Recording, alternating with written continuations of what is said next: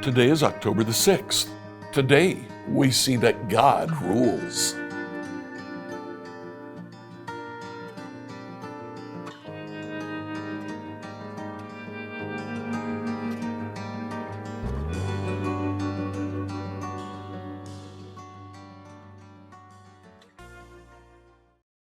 God rules in the book of Daniel.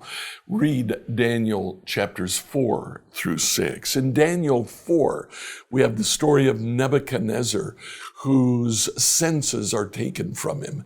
He lives like an animal for a period of time, and then the Lord returns his senses to him, and Nebuchadnezzar understands that God is truly in control. In chapter 5, Nebuchadnezzar's successor, Belshazzar, has a great party. To that party, he asks his servants to bring the gold cups from the temple in Jerusalem that had been taken from the temple. As he does that, a hand appears and writes on the wall a message in Hebrew that Belshazzar doesn't understand. Daniel comes and interprets and tells Belshazzar, your days are numbered. That very night, Belshazzar is assassinated. And Darius the Mede takes over. Now in chapter 6, the king, Darius, absolutely is infatuated with Daniel. He gives Daniel great honor, great ruling power. But Daniel's enemies devise a plot against Daniel. As a result of the plot, Daniel is thrown to a den of hungry lions. Darius doesn't want to do it, but he's spoken, and so he must fulfill what he has said. And you know the story, how the Lord came and shut the mouths of the lions. God rules. He rules over Nebuchadnezzar. He rules over Belshazzar. He rules even over the animal kingdom. Enjoy today as you read Daniel 4 through 6. Daniel 4 through 6, New Living Translation. Daniel 4. King Nebuchadnezzar sent this message to the people of every race and nation and language throughout the world. Peace and prosperity to you.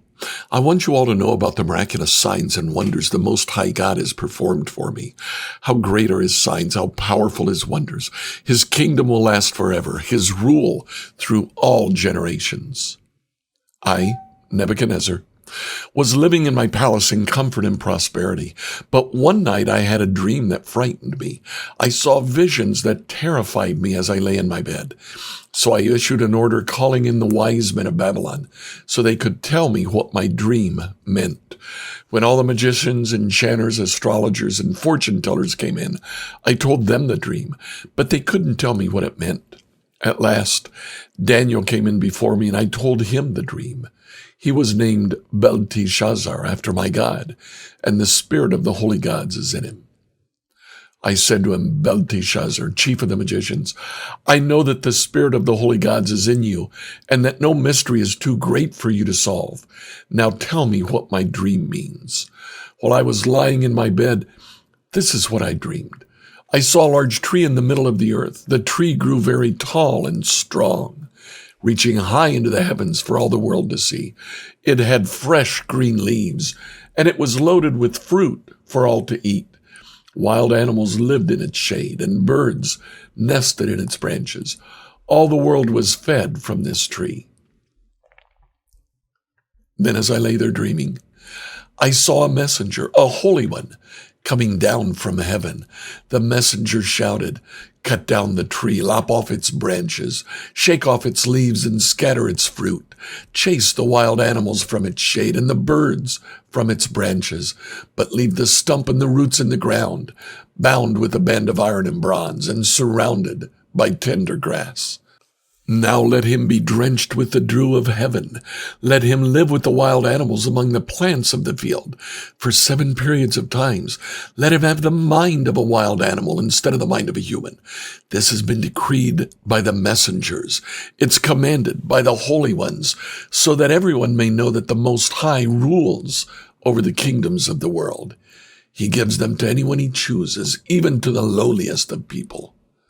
Belteshazzar, that was the dream that I, King Nebuchadnezzar, had.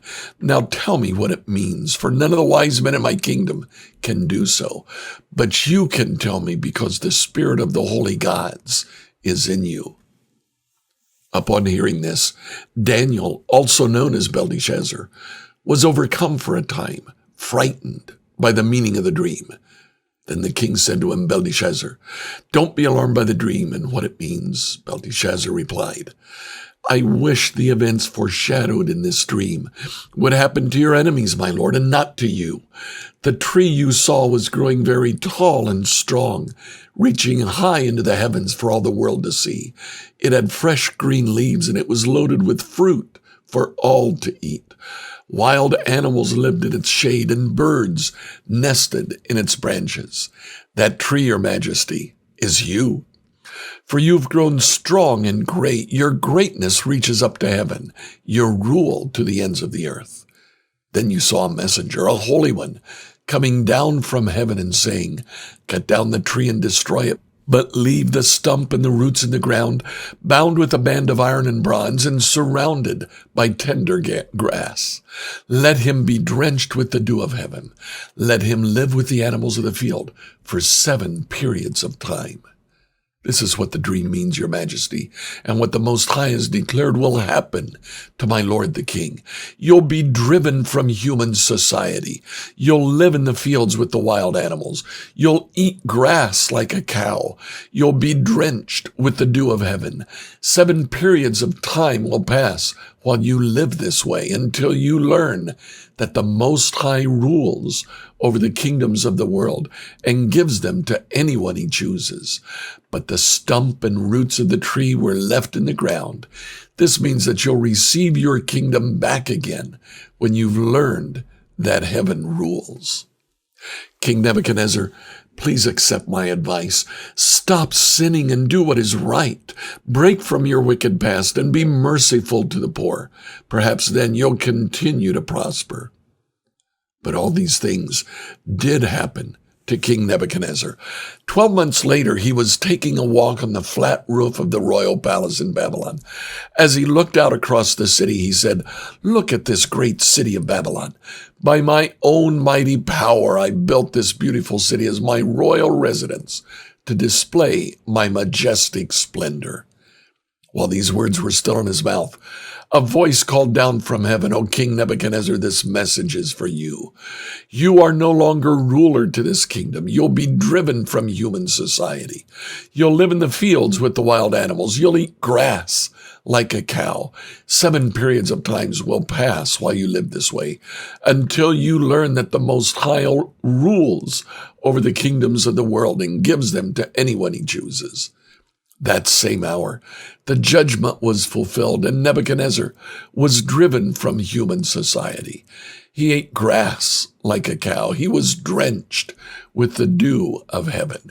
He lived this way until his hair was as long as eagle's feathers, and his nails were like birds' claws.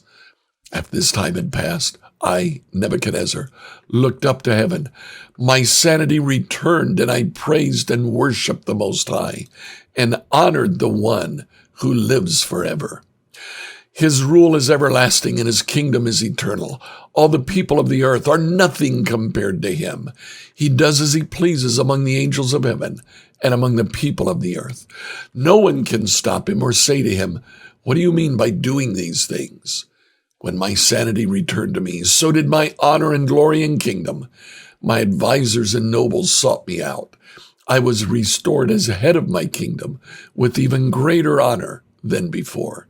Now I, Nebuchadnezzar, praise and glorify and honor the King of heaven. All his acts are just and true. He is able to humble the proud. Daniel 5. Many years later, King Belshazzar gave a great feast for 1,000 of his nobles, and he drank wine with them. While Belshazzar was drinking the wine, he gave orders to bring in the gold and silver cups that his predecessor Nebuchadnezzar had taken from the temple in Jerusalem. He wanted to drink from them with his nobles, his wives, and his concubines. So they brought these gold cups taken from the temple, the house of God in Jerusalem, and the king and his nobles, his wives, and his concubines drank from them. While they drank from them, they praised their idols made of gold, silver, bronze, iron, wood, and stone. Suddenly, they saw the fingers of a human hand writing on the plaster wall of the king's palace near the lampstand. The king himself saw the hand as it wrote. His face turned pale with fright. His knees knocked together in fear, and his legs gave way beneath him. The king shouted for the enchanters, astrologers, and fortune tellers to be brought before him. He said to these wise men of Babylon, "Whoever can read this writing and tell me what it means will be dressed in purple robes of royal honor, will have a gold chain placed around his neck, and he will become the third highest ruler in the kingdom." But when all the king's wise men had come in, none of them could read the writing or tell him what it meant. So the king grew even more alarmed, and his face turned pale. His nobles, too, were shaken. But when the queen mother heard what had happened, she hurried to the banquet hall. She said to Belshazzar, "Long live the king. Don't be so pale and frightened.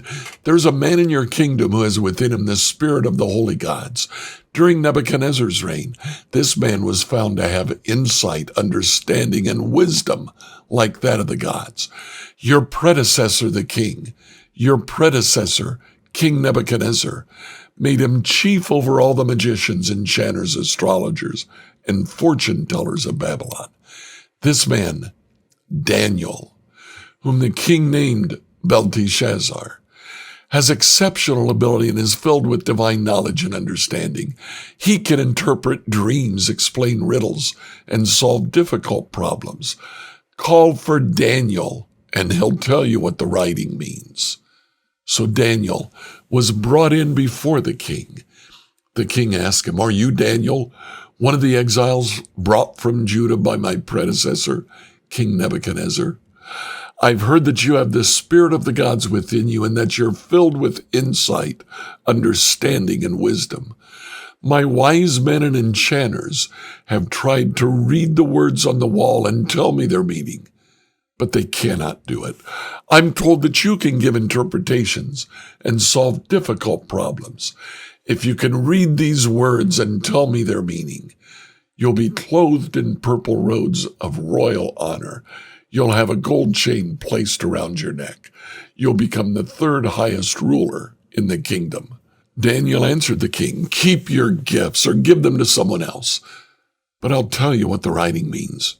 Your Majesty, the Most High God, gave sovereignty, majesty, glory, and honor to your predecessor, Nebuchadnezzar.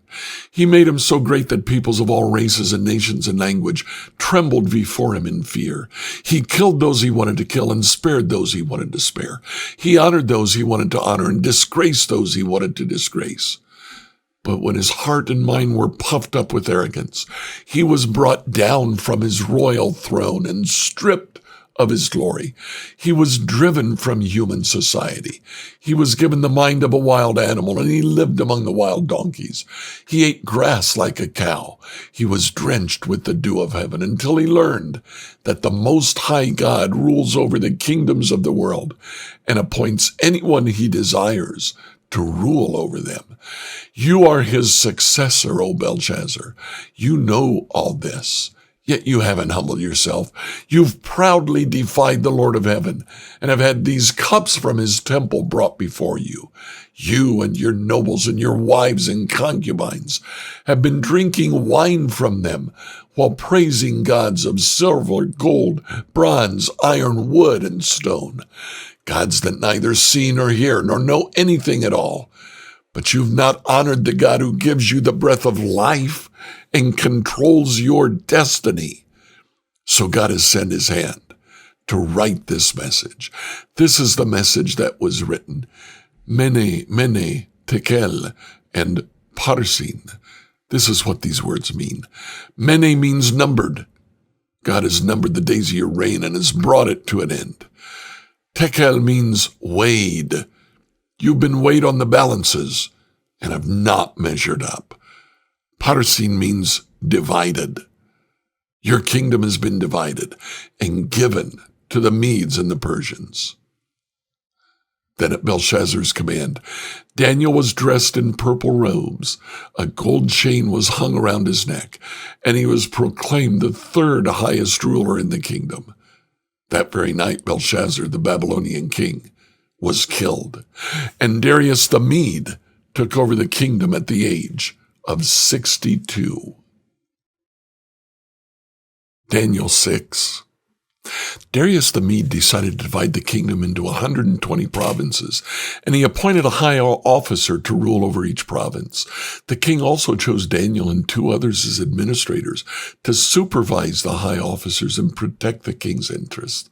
Daniel soon proved himself more capable than all the other administrators and high officers. Because of Daniel's great ability, the king made plans to place him over the entire empire. Then the other administrators and high officers began searching for some fault in the way Daniel had been handling government affairs, but they couldn't find anything to criticize or condemn. He was faithful, always responsible, completely trustworthy. So they concluded our only chance of finding grounds for accusing Daniel will be in connection with the rules of his religion. So the administrators and high officers went to the king and said, "Long live King Darius. We are all in agreement, we administrators, officials, high officers, advisors, and governors, that the king should make a law that will be strictly enforced. Give orders that for the next 30 days, any person who prays to anyone, divine or human, except to you, your majesty, will be thrown into the den of lions. And now, your majesty, issue and sign this law so it cannot be changed, an official law of the Medes and Persians that cannot be revoked." So Darius signed the law. But when Daniel learned that the law had been signed, he went home and knelt down as usual in his upstairs room, with its windows open towards Jerusalem. He prayed 3 times a day, just as he had always done, giving thanks to his God. Then the officials went together to Daniel's house and found him praying and asking for God's help. So they went straight to the king and reminded him about his law. "Did you not sign a law that for the next 30 days, any person who prays to anyone, divine or human, except to you, your majesty, will be thrown into a den of lions?" "Yes," the king replied. "That decision stands. It's an official law of the Medes and Persians that cannot be revoked." Then they told the king, "That man Daniel, one of the captives from Judah, is ignoring you and your law. He still prays to his God 3 times a day." Hearing this, the king was deeply troubled. He tried to think of a way to save Daniel. He spent the rest of the day looking for a way to get Daniel out of this predicament. In the evening, the men went together to the king and said, "Your Majesty, you know that according to the law of the Medes and Persians, no law that the king signs can be changed." So at last, the king gave orders for Daniel to be arrested and thrown into the den of lions. The king said to him, "May your God, whom you serve so faithfully, rescue you." A stone was brought and placed over the mouth of that den. The king sealed the stone with his own royal seal and the seals of his nobles, so that no one could rescue Daniel. Then he returned to the palace and spent the night fasting. He refused his usual entertainment and couldn't sleep at all that night. Very early the next morning, the king got up and hurried over to the lion's den. When he got there, he called out in anguish, "Daniel, servant of the living God, was your God, whom you served so faithfully, able to rescue you from the lions?"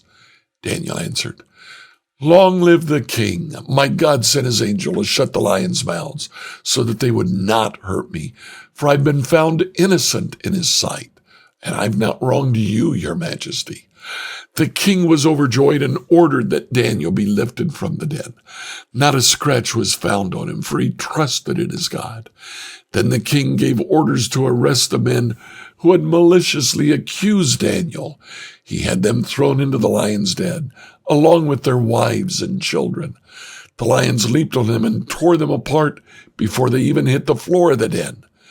Then King Darius sent this message to the people of every race and nation and language throughout the world. Peace and prosperity to you. I decree that everyone throughout my kingdom should tremble with fear before the God of Daniel, for he is the living God. He will endure forever. His kingdom will never be destroyed. His rule will never end. He rescues and saves his people. He performs miraculous signs and wonders in the heavens and on earth. He's rescued Daniel from the power of the lions. So Daniel prospered during the reign of Darius and the reign of Cyrus the Persian. Like, follow, and subscribe to this devotional on whatever platform you use to listen to it. Email your questions to us at questions@becomehope.com. Tomorrow, we'll see the Messiah announced.